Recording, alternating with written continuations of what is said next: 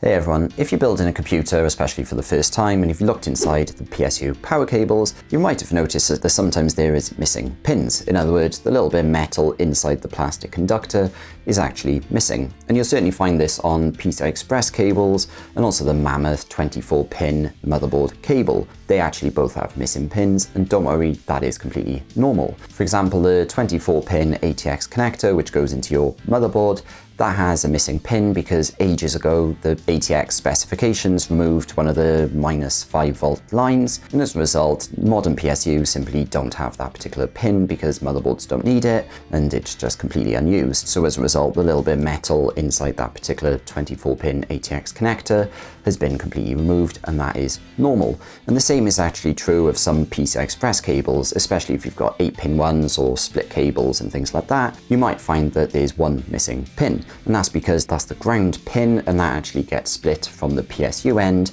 when it actually goes through the cable. And goes through is not completely the correct term, but basically if you've got a split PCI Express cable, that might actually be why you've got one or more missing pins. Hopefully you've got one missing pin in each and not more, but certainly if yours looks something like this with one missing pin, that can be completely normal for PCI Express cables, which power a graphics card, for example, and so you don't need to worry. And that pretty much wraps up this short video. It was just to give you a bit of reassurance, especially if this is your first PC build or something like that. I hope you found this video useful. If you did, please click the thumbs up button and please subscribe to see more videos like this. Thanks for watching.